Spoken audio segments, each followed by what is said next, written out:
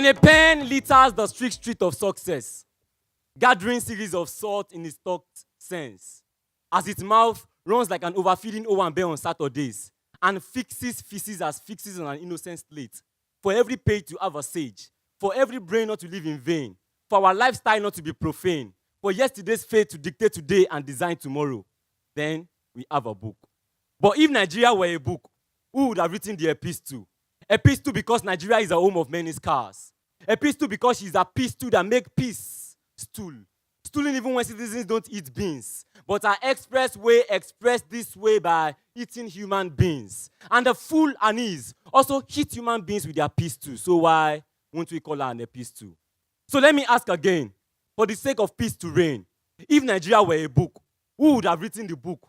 Because it is obvious everyone is the devil they preach against. Everyone can't wait to chase gain in haste. Some sell their body cheaply to feed their costly dreams. Some turn their tomorrows in a film. Major, minor, hero, villain, things never gleam but dim. Some sell their conscience. Some use blood to buy money for their existence. But don't forget a book was meant to solve a man too. Either academical, political, spiritual, emotional, or other orders. But who is ready to solve the riddle? If it were academical, will it be from those who pass dead head after 5-minute trip to paradise? If it were political, will it be from those who preach to get march and not to teach salvation? If it were political, will it be from those who come with sweet words in the morning and after winning that tenure becomes morning? If it were emotional, will it be from these hard stone guys who break every heart, or from these street lasses who have million magas? Even in the poetry world, no feet seems to feed God. Is it the writers that beef before they meet? Is it those who panabit justice based on familiarity and not dexterity? It's so bad that some bad even steal others' reasoning. So obviously enough is in Nigeria. No one is fit to write the book because you don't write what you don't know and you don't write what is known. But you see, if Nigeria were a book, we would have read and traced the history. Our Brazilian girls would have seen the pride in black's beauty, and that it pays to make them and parents proud on wedding night and opening the corridor of their lives for every passersby who later pass by. Our American prisoners would have seen how men were of worth in the past, and not by the fault of their birthless trousers, because all what we need is their priceless worth, and not their open, stinking, smelling boxer shorts. Leaders would have seen how ruling is service to humanity and not visit to inhumanity. Instead of this conflict between the Christian and the Muslim, we would have learned the humanism of the gods before civilization murdered our culture. So you see, Nigeria will only be a book when everyone is no longer a crook, and when the publisher to publish our page is the author and finisher of our fate. But if we don't make him the blueprint, Nigeria being a book will just be a fantasy. Now, I'll be honest. If bestowed with the responsibility of painting the pages of such a book, Nigeria, it won't take too long for me to be diagnosed with pandemonium. A state of hula baloo, like a balloon full with pops of delima, confusions causing contusions, collusions and illusions forming an alliance in my head. But even in this plight, I will fight to write and shed this light. So growing up, most of us remember those epic childhood stories read to us from books we would give anything to get a grasp of.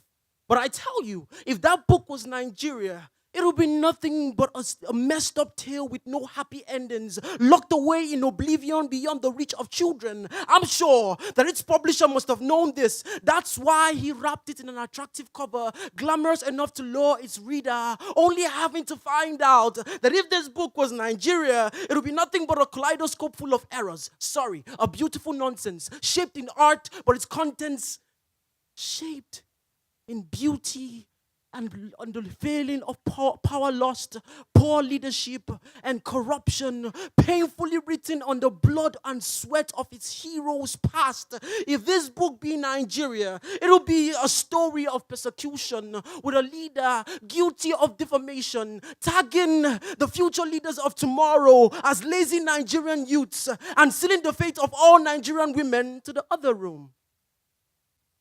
If Nigeria was a book, it'll be nothing but a perfect example to the nations of what a country shouldn't look like. But you see, I know it's easy trying to address this thing from the negative point of view, blinding our eyes from the fact that as a story is nothing without its characters, so is Nigeria never a country without its people. So beyond dim past and never lost future, I see a great Nigerian story begging to be written far off from the horizon. I see a people who do not consider the amalgamation a mistake, but a chance to show the world that a country of diverse tongues can stand their ground as one big united family. If this country be a book, then we are the authors. So like Shakespeare, I will write my way through the storms of this tempest and all the way through the rivers of patriotism until it leads me to the great Nigeria you and I are willing to see. We are the poetic contents that shapes the lyrical pages of this book, Nigeria. So let's make it a story for generations to come will be eager to listen to. And when the account of the ages is edged into the cosmos, let those who live long after us know that this was indeed the best story. Taxis waiting down on the street, so hurry up, I have to go. Looking round, you see other people. Let's have you. Okay, so let's know who wrote the best story. Penawd. Okay. 8. 6, 8, 7.